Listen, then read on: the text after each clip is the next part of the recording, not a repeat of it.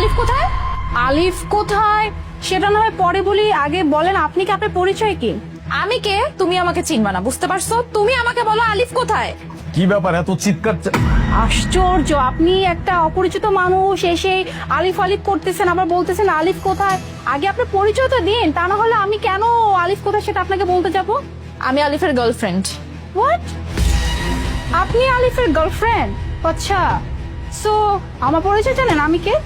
আমি হচ্ছি আলিফের ওয়াইফ। So what? তুমি আলিফের ওয়াইফ এটা আমি খুব ভালো করে জানি, আর এটাও জানি আলিফ তোমাকে ভালোবাসে না। আলিফ এখনো আমাকেই ভালোবাসে, আর এই জন্যই আমি আলিফের বাসায় আসছি। আলিফ কোথায় আমাকে সেটা বলো।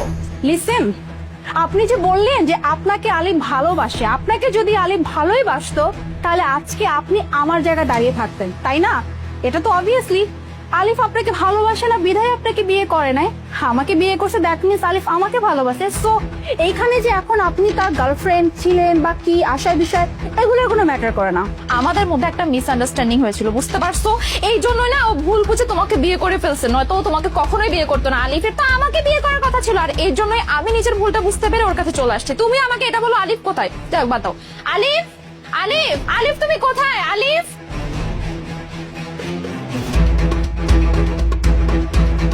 নদী তুমি এখানে কেন? আমি এখানে কেন মানে? আলিফ তুমি আমাকে এটা জিজ্ঞেস করতেছো আমি এখানে কেন আসছি? আমি তোমাকে ভালোবাসি এই জন্য আসছি আমি। তুমি আমার বাড়িতে কেন আসছো? তোমার বাড়িতে কেন আসছি মানে? আমি কি আজকে তোমার বাড়িতে নতুন আসতেছি নাকি? হ্যাঁ, আমি তো আগে অলওয়েজ তোমার বাড়িতে আসতাম। আর হ্যাঁ, আমি এটাও খুব ভালো করে জানি যে তুমি বিয়ে করছো, এটাও জানি যে তুমি মন থেকে বিয়ে করো নাই। তুমি আমার উপর রাগ করে এই মেয়েটাকে বিয়ে করে ফেলছো, আর বিয়েটা যে তুমি মন থেকে মেনে নিতে পারো না এটা আমি খুব ভালো করে জানি।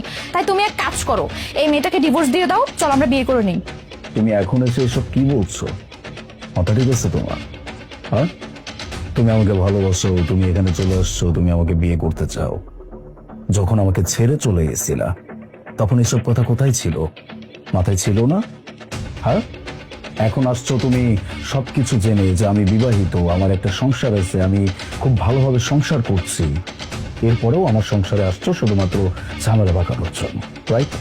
দেখো আলিফ, আমি জানি যে আমি ভুল করেছি, তাই বলে তুমি আমার সাথে এরকমটা করতে পারো না। এখন তো আমি আমার ভুলটা বুঝতে পেরেছি, তাই না? আমি তো তোমার কাছে ফিরে এসেছি, আর তুমি কেন বারবার বলতেছো তুমি বিবাহিত? হ্যাঁ, তুমি এই মেয়েটাকে ডিভোর্স দিয়ে দাও, চলো আমরা বিয়ে করে নেবো। আমি জানি তুমি ওকে ভালোবাসো না, তুমি আমাকেই ভালোবাসো।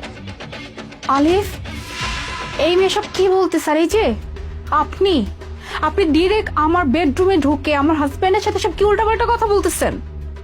আমি আমি কথা বলছি। নদী, তোমার মাথা ঠিক আছে? হ্যাঁ, আমরা দুজন দুজনকে ভালোবাসতাম, যার জন্য আমি আমার পরিবারে পর্যন্ত তোমার কথা বলছিলাম, আমাদের বিয়েও ঠিক হয়ে গেছিল। কিন্তু তারপরে এসে তোমার হঠাৎ করে মনে হলো যে তুমি আমার সাথে থাকতে পারছো না, কারণ আমি একজন টক্সিক মানুষ। এরকম একজন টক্সিক মানুষের সাথে তুমি থাকতে পারবে না, এজন্য তুমি আমাকে ছেড়ে চলে গেছি। আমি তোমাকে বারবার বলছিলাম আমাদের বিয়ে ঠিক হয়ে গেছে, এই মুহূর্তে যদি তুমি আমাকে ছেড়ে চলে যাও তাহলে আমি মুখটা দেখাবো কি করে সবার সামনে? আমি এত বড় গলা করে বলছিলাম যে আমি একটা মানুষকে ভালোবাসি, সেই মানুষটাও আমাকে ভালোবাসে, কিন্তু দিন শেষে সেই মানুষটা আমাকে ছেড়ে চলে গেছিল। তুমি কিন্তু পিছন ফিরে একটাবারও আমার খোঁজ খবর পর্যন্ত নাও মারি, আর এতদিন পর তুমি আসছো আমাকে বিয়ে করতে। এই যে মানুষটাকে দেখছো, এই মানুষটা যখন তুমি চলে যাওয়ার পর আমার জীবনে আসছে, আমি তাকে সমস্ত সত্যি কথা বলছিলাম, সে আমার সব কথা শুনছে। আমার কথা শুনে সেই মানুষটা আমাকে মানসিকভাবে সাহস দিয়ে গেছে। আজকে যে আমি এতটুকু ভালো আছি এটা শুধুমাত্র তার সাহসের জন্য। আর তুমি বলছো সেই মানুষটাকে ডিভোর্স দিয়ে আমি তোমার মতো একটা মানুষকে বিয়ে করি, সেই মানুষটা কিনা আমাকে যে কোনো সময় নির্দ্বিধায় ছেড়ে চলে যেতে পারে, তাই না? সরি, আমি যে এতক্ষণ যাবত তোমার সাথে এত সুন্দরভাবে কথা বলছি এটার একটা মাত্র কারণ হচ্ছে আমি তোকে রেসপেক্ট করি, দ্যাটস ওয়াই। নয়তো আমি যে কি করতে পারি সেটা তুমি খুব ভালো করে জানো। আর একটা কথা, তোমাকে একদম পরিষ্কার করে বলে দিচ্ছি, আমি তোমাকে ভালোবাসি না। আমি বিয়ে করেছি, আমার একটা সংসার আছে, আমি আমার ওয়াইফকে নিয়ে ভালো আছি, আমি ভালো থাকতে চাই। আজকের পর থেকে আমার এই বাড়িতে আমি তোমার চেহারাও দেখতে চাই না। দয়া করে কখনো এই বাড়িতে আসার দুঃসাহস তুমি দেখাবে না। চলে যাও please.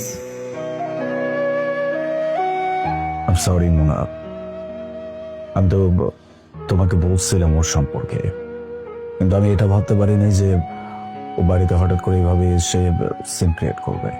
I am sorry. It's okay আলিফ, আমাকে সরি বলতে হবে না। আর তুমি তো ওর মুখের উপরই বলে দিলে তোমার মনে আসলে কি, বা তোমার মনে আসলে কে আছে। তুমি আমাকে সত্যি অনেক ভালোবাসো আর তুমি আমার সাথে থাকতে চাও, ব্যাস, আমার আর কিচ্ছু চাই না।